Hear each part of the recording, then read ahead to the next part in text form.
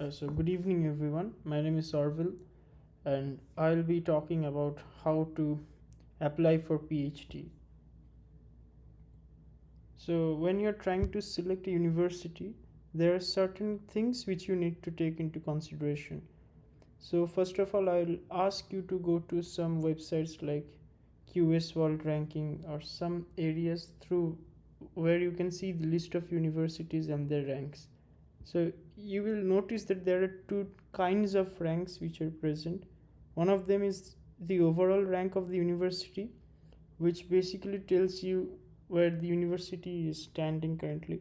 Like the overall rank will encompass all the different departments and places, whereas the departmental rank will be specific to the department where you wish to apply. For example, if you are searching for a mechanical engineering, if you want to apply for mechanical engineering, then you should specifically mention mechanical engineering and then search the departmental rank of the university. So the thing is that the departmental rank will tell you the prestige of the department, not the overall university. So when you are applying for university, you should be wary of these two things, of the overall rank and the departmental rank. You should always check both the things. Then comes the research area. So let's say you selected a university XYZ, and the kind of research that you're interested in is in, let's say, it's somewhat related to fluid mechanics. But in that particular university, there are no professors who are currently doing research in that area of fluid mechanics that you're interested in. Then in those scenarios, you should not apply to those universities. So when you're applying for a university, you should always check the research area of the university, whether or not any professor is doing active research in that area. Then comes the professors. So let's say you decided that so in order to select university, the thing should be, at first you should have some idea of the area where you wish to do research, right? Because otherwise it will be very difficult for you to understand where to apply. So after you have decided a particular area where you wish to do your PhD on, for example, let's say something related to mass transfer or anything. So based on that area, now you will go and start searching for the professors who are present in that department. Now let's say you found some professors whom you're willing to work with. So once you have found that, what you need to do is you need to send an email to the professors asking them whether or not they are willing to take any PhD students who will be fully funded, right? So when you're sending an email, you should always mention this, that whether you have any particular positions opened and whether the positions are fully funded or not. Now, if the professor says that in this particular year he or she doesn't wish to take any students, then so that university is cancelled. So the next criteria that you need to see is the country. Now, the country where you are willing to apply will play a huge role. For example, if you wish to apply in US universities, the program is generally of 5 years. So there will be additional coursework, then you will be doing the research work. Whereas if you apply universities in Europe or in Europe, so there you don't really have to do the coursework. So there you will be having to do the research work. So PhDs are generally 3 years in European countries. Now you need to check about the funding. If you are applying to US based universities, then more than 90% of the time PhDs in US are fully funded if you are applying to US. Now if you are applying to Europe, you need to be very careful whether or not they are giving you funding, because in many times I've seen many of my friends and juniors and seniors, they haven't got funding even though they got offer from very good universities. So you should be very clear with whoever you want to work with and check whether or not the university is giving you funding. Now I will be discussing the details regarding how you're going to do all this. So let's look at it from this perspective. Okay, now, so you have decided one university after thinking about all these criterias. Now, after you have decided a university, you need to go to the university's web page and you need to see the eligibility criteria. So the general eligibility criteria is whether or not the university is having any CPI cutoff. What I have seen from my observation is many of the US universities have somewhere like 8 CPI cutoff. Over here it's not 8, over here it's the thing is, I said 8 CPI from the perspective of India, but over here the grading system is out of 4, so I think it will be somewhere like 3 or maybe 2.5. So the thing is, you will need to convert the CPI that you get in India, which is out of 10, and you need to convert them to the US based CPI, which is out of 4. So before applying to a university, you must always check these criteria. So the number one criteria that you need to check is the CPI. Then there is one minimum education requirement. The minimum education requirement is something like this, that if you have done 4 years of bachelor's, now I'm saying this from the perspective of India, but for different countries the minimum education requirement may vary, but the overall trend is like this, that if you're from Indian area, then you'll have to do 4 years of undergrad education, then you can apply for PhD. When I'm saying 4 years, I mean at least 4 years. Then TOEFL or IELTS is a must for each and every US universities as well as European universities. But there is a catch for the GRE cutoff. I mean, for the past 2 years, I have seen many universities waived off GRE. So you need to check whether or not this year also they have waived off the GRE or not. In order to do that, you will need to go and check their website. But if you are confused by looking at their website, what you can do is you can send them an email and ask them whether or not GRE is required. Now let's say you decided your university, then you have decided your university and you're going to apply to it. The thing is, when you apply to a university, there is an admission committee which consists of professors. Now when you're applying for an undergrads, or okay, so let's understand it this way. If you were an undergrad student and you applied, then the admission committee would have consisted of different kinds of people. But when you're applying as for a PhD position, the admission committee will be comprising of professors. Now, PhD in India and PhD in US is very different. In India, the university pays you, the government pays you, but in US, the professors pays you. So you need to see it from the eyes of the professor. What kind of student would the professor want? The professor wouldn't really want someone who is highly extracurricular and who does many things all together and things like that, like he is a very good leader and those things. He wouldn't really care too much regarding these things, or whether or not you're a football player or whatever. So if the professor would take you, he will look whether or not you can do quality research or not, whether you're having teaching experience, whether you can do research, whether you have published papers or not, because he is going to pay you, right? So he needs someone whom he can trust that he or she will be able to work for. So the admission committee is consisting of professors. So you must understand this thing slowly by slowly. What will they look? They will look at these 4 things. They will look at your transcript, they will look at your statement of purpose, they will look at your letter of recommendations, and they will look at your research experience. Now what does transcript means? Transcript is basically your grades that you have got. It's from your undergrads, then if you have done your masters, then your masters grades and all that comes under the transcript.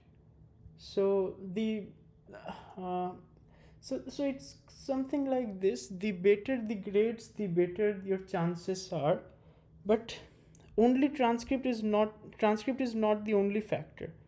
Now comes the statement of purpose. The statement of purpose is an article which you will write, generally of 2 pages. Over there you will have to mention why you want to go to that university, what you want to do after you graduate from the university, why is that university is perfect match for you, what your aspirations are, what you have done during your research, how you want to contribute. All these will come in the statement of purpose. Now I will explain them in much details, but this video is meant to give you an overall idea. Then comes the research experience. Research experience means what kind of research you have done or what is your background. So let's say if you are having any research paper, then your chances increases highly. That's for sure. But at the same time, if you are not having a research paper, then that does not means that you won't be getting admission in prestigious universities. Like for my case, I did not have research paper, but I had research experience. So there's difference between these things. Research paper is like a foolproof that you have this that you have done research, whereas research experience is more like the kind of works that you have done during your bachelor's and master's. So yeah, so even if you do not have any research paper, because there are many fields where I do understand that it takes a lot of time to publish papers. So if you're like doing lot of research but you're unable to publish paper, in your statement of purpose you need to mention the kind of work that you have done, and you need to mention them with some sort of details, so that they can understand what you have done, right? So that they can judge you by your research experience. Now one of the most important thing is the letter of recommendation. The letter of recommendation is by far one of the most important things among these things. Like the transcript and is transcript is required, SOP is also required, but the letter of recommendation plays one of the most key roles. So what you need to do is you need to go and talk to your professors. Like the very first person that you need to talk with is, okay, so let's frame the question like this. The question is, from whom should you take letter of recommendations? Letter of recommendations are to be taken from those professors under whom you have done some research, right? So letter of recommendation, you should try to take it from those professors under whom you have done research. That is first. Second, you should take the letter of recommendations from those professor under whom you have done courses, and in those courses you have got good CPI. The third thing is, let's say you do not have much professors with whom you have done your research, or maybe the professor is not willing to give you letter of recommendation, then you should go and take letter of recommendation from wherever you have done your internship. So the main idea of the letter of recommendation is, when the admission committee will read your letter of recommendation, they will understand that this person is a genuine person, because you're not telling things about yourself. In SOP you're telling things about yourself, whereas in letter of recommendation the professors are telling things about you. So you try to take the letter of recommendation from professors who might be having some connections with the universities where you're sending. And some important tips that I'd like to give you regarding the letter of recommendation: ask the professor not to write vague things. For example, this student, he got this CGPA, he got this rank. I mean, these are already reflected in your resume and transcript. So ask them to write things regarding your let's say regarding your personality. Like he always comes to class, he has a like he always comes to class is pretty lame. Don't so the thing is, what are your qualities? For example, you always ask intellectual questions, you always show interest in the subject, you you like okay, let me think what can be written in letter of recommendation. Like the things which should not be written for sure is your class rank and what your CPI and those things are, because those are anyway shown in the transcript. But things which are like better is uh, the fact that you're very regular to the lab, and you take research very seriously, and what kind of problems you have solved by yourself, and how much inspired you are, and how you inspire your cohorts, and how you work with your other lab mates. Like these kind of things the professor should write in the letter of recommendation, which will show you which will show a different side of you. You understand, the transcript is showing how hardworking you are, because that's kind of a proof that you have worked hard enough, that's why you got the grades. The statement of purpose is showing what are your future aspiration and goals, like why you want to wish to join that university. The research experience is showing what kind of research you have done and how serious you take the research. But the letter of recommendation should show something different compared to these things. The letter of recommendation is showing what kind of student you are from the perspective of your guide. So yeah, so just let the professor know what to write in the letter of recommendation, like what the university wants basically. Now some tips: when you're selecting universities, then you need to okay, I will discuss this first point in much more details. Now this and this second point also, yeah. Okay, so better to focus on. Okay, so the thing is, when you're during your fourth semester, or like if you're doing your masters and you're in your fourth semester, or if you're doing your bachelor's and you're in your last semester, and at that time there is placement going on, and also that is the deadline of the PhD application. So I think it would be better if you can select any one thing that you wish to do. Like if you want to go for placement, I would suggest you just go for placement. And if you want to go for PhD, I would suggest you to focus on your PhD, because I have seen many of the students focusing on both the things, and then it becomes really difficult for them, because the entire process of PhD application is a very tedious process. And the same thing goes for placement also, it's really tedious. So it would be better if you can think from before what you want to do, then things will get much more smoother. Now that is something which I saw, because initially I also thought of sitting for placement, and I also was making my resume and stuff, but then I realized that I do not want to take so much more stress, and that's why I'm just suggesting you. But it depends on you, it totally depends on you. If you think that you can handle both the things, then please go ahead. Sorry. Now apply to other departments. Let's say the area of your interest is somewhat like catalysis, right? And you're from chemical engineering department, but the university where you are applying, there are no professors who are doing research in catalysis in the chemical engineering department, but there are professors in that same university who are doing research on catalysis, but they are from metallurgical department. So you should totally apply to other departments, right? So you should not be only limited to the chemical engineering department or whatever department you belong to. When you're applying for a PhD, you should definitely apply to other departments. Now when you're writing your SOP, you need to make it in a strategical manner, so that the person who is reading the SOP, for him things go in a very fluid manner. Like he should not struggle reading your SOP.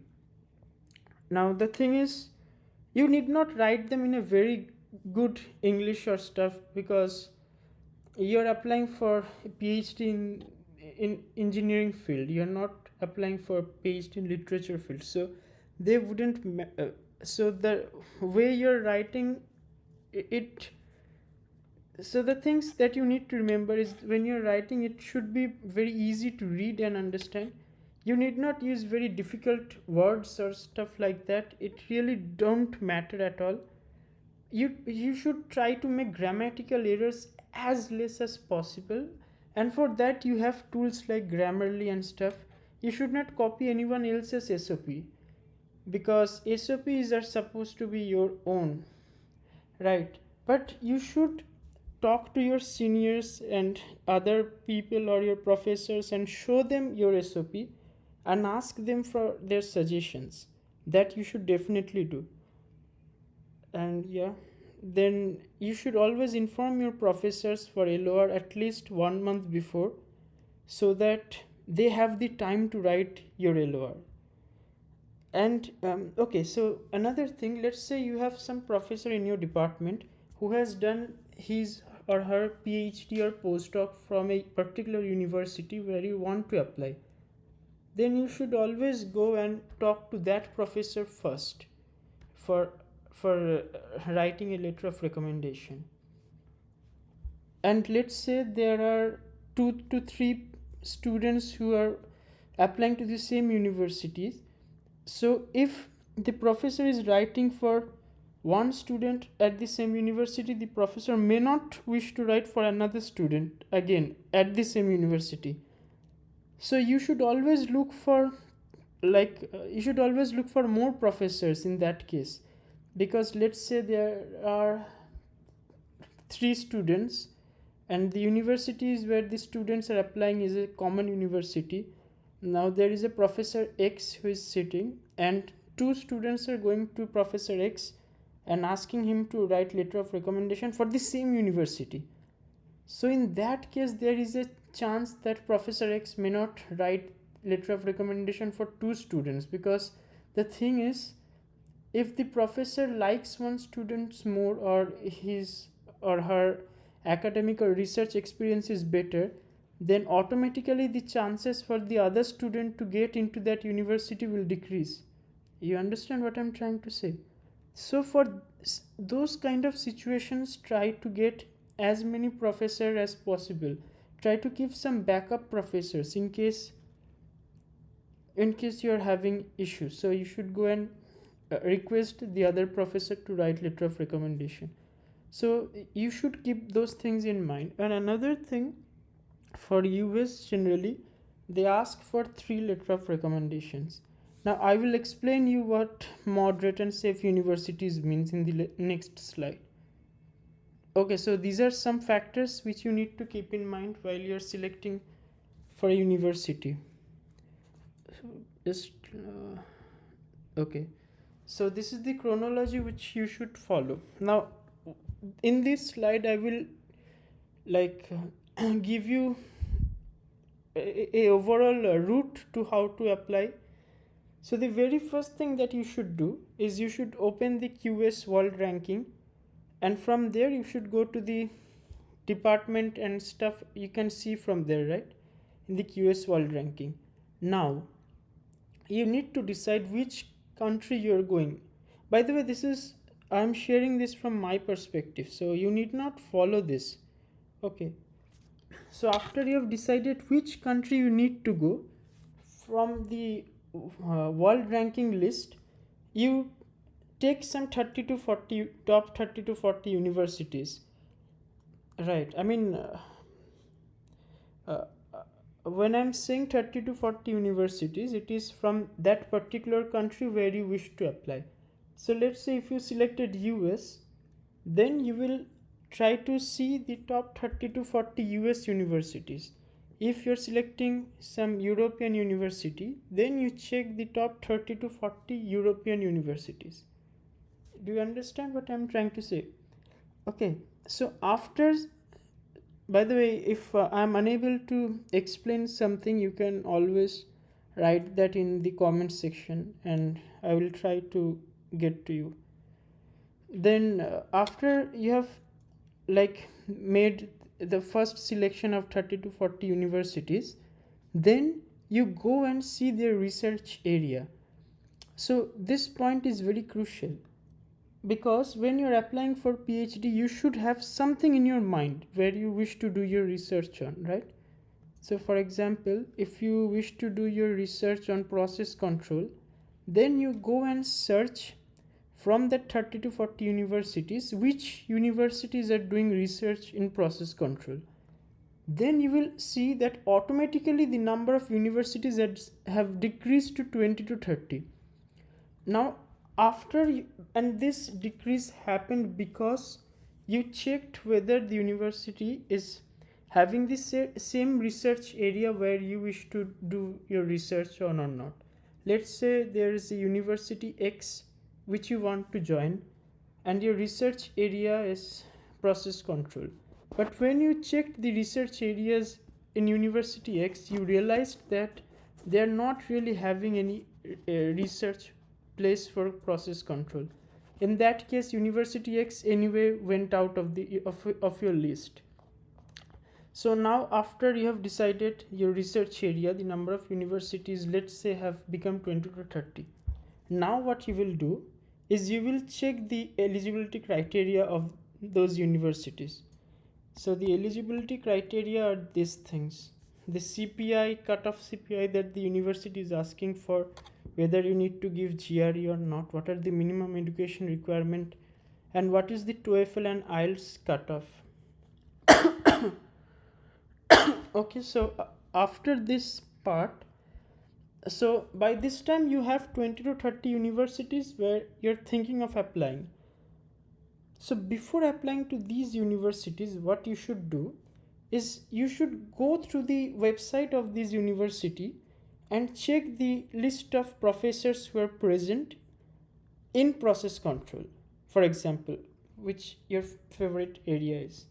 Now what you will have to do is you will have to send an email to each of these professors from these universities and ask him very specifically whether or not they are willing to take a fully funded PhD student. You should use this word fully funded in your email. So the email will look something like this: my name is Arvil Dashgupta. I am from IIT Kanpur. I'm doing my research in this area. And then you will oh, by the way, when you're writing the email, you also need to say that you have went through the university website and you have went through his or her work, and which work you liked, and all these things you need to mention. So it's not like you're randomly asking to join his lab, but it's more like you have gone through his website and you have gone through his paper and you liked his work. That's why you're sending him an email. So you understand, right? It's not directly saying that my name is this, I'm from this university, I've done this research, I wish to join your lab. So you're not going to write like that. You will say that you're from whatever university you are, your name, and whatever research you're currently doing. Then you specify that you have went through the university's website and you have seen their research work, and their work and your work are aligning, and that's why you want to work with him. And then you ask him whether or not he or she is going to have any fully funded PhD student, right? So by doing this, the emails will be sent to the professors. Now things goes like this: like if you send 10 emails, you may get reply from 2 to 3 universities. But don't be disheartened, because the professors are pretty busy, so they may not get time to go through your email, and anyway they get lots of emails like this. But in case you're getting some emails where the professor is saying that he or she will be busy, he or she won't be taking any PhD student this year. So if any professor replies you back and says that he or she won't be taking any PhD student, at least you now understand that you will not be sending your your application to that particular university. And let's say some professor said, I went through your email and I am interested, you should apply to this university, then you should apply, right? So basically, by sending email to the professors, you will understand whether or not you should apply to that university. Now, in case some professor is not replying at all, then then it's kind of a gamble. Then you do not know whether they are willing to take PhD students or not. But if any professor replies you back that they are not willing to take any PhD student this year, then things gets much easy for us to decide. Okay, so another important thing, let's say there's a university where you are fascinated by the work of three professors, right? So you should not send an email to all the three professors on the same day. What you should do is you should send an email to the professor who is your first priority on the university, wait for his reply. If he doesn't give you any reply, then wait for 1 to 2 more days and then send another email to the other professor in the same university. The thing is, professors talk among each other. So if you send an email to all the professors on the very same day and you write that I wish to join your lab, they will think that this student is very desperate to join anyone's lab at this point. So that may not look like a good impression. So yeah, so those things are some certain things that you should keep in your mind. After this, after the professor has after you have rejected some of the universities based on the criteria whether any professor will be taking you or not, your final list will be something like 8 to 15 universities. Then you sit here with your supervisor and finalize them. So when you're going to finalize with your supervisor, you should have some universities in your mind. Don't just randomly go and ask him, where should I apply? I mean, you should do your research work a little bit and then you should talk with your supervisor, because that will show him that yes, you're indeed serious about these things. Now I'm going to talk about a very important thing, that is what does moderate and safe universities means. So this depends. There are three kinds of universities. One is known as dream universities, moderate universities, and safe universities. Now, depending on which university you're currently studying, the definition of dream, moderate, and safe university will vary.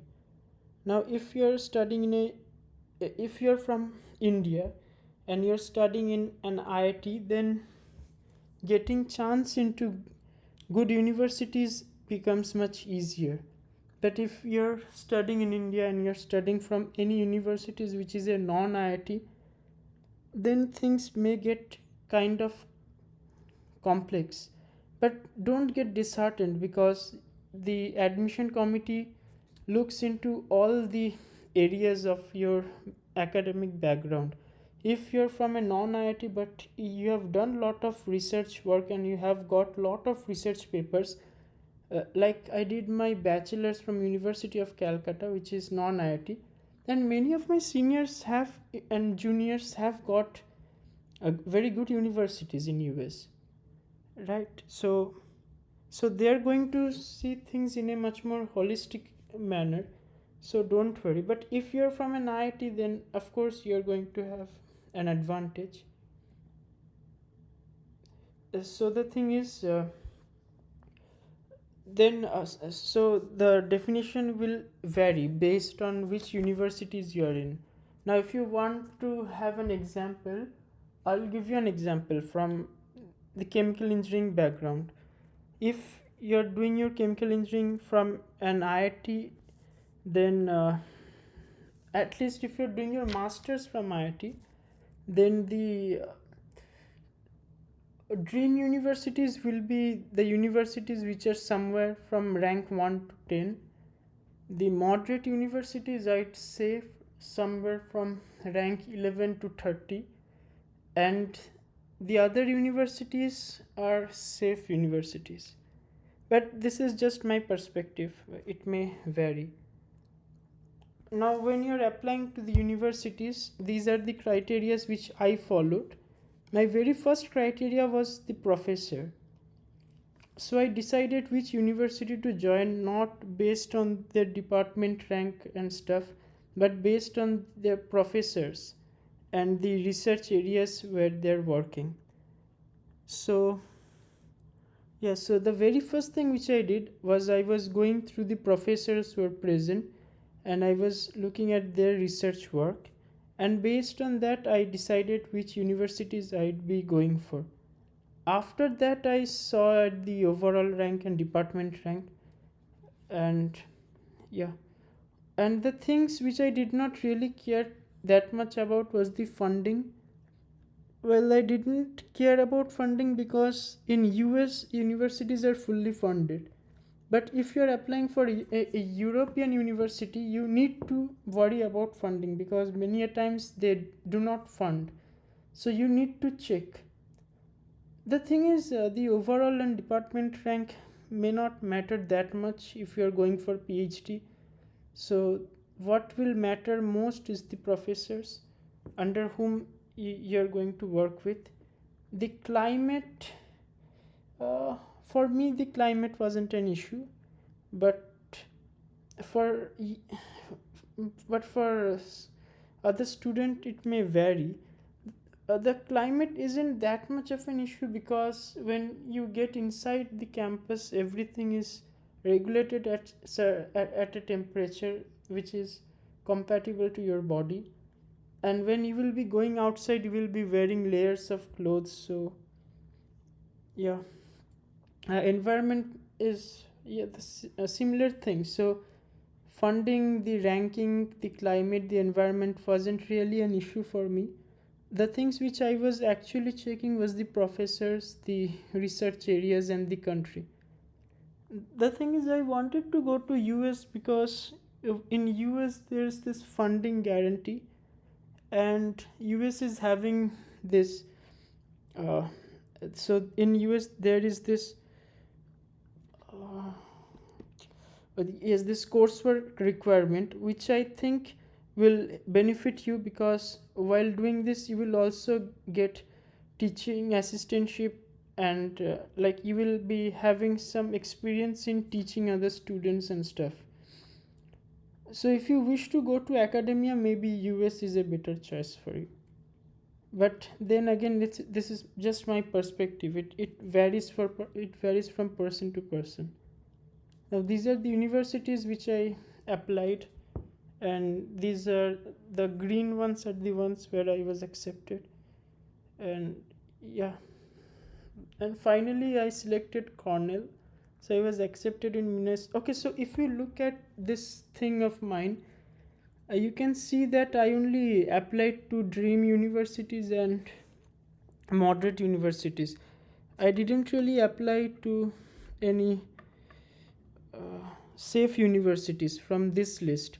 I didn't do that because I thought that I'm already in a pretty good lab at IIT Kanpur.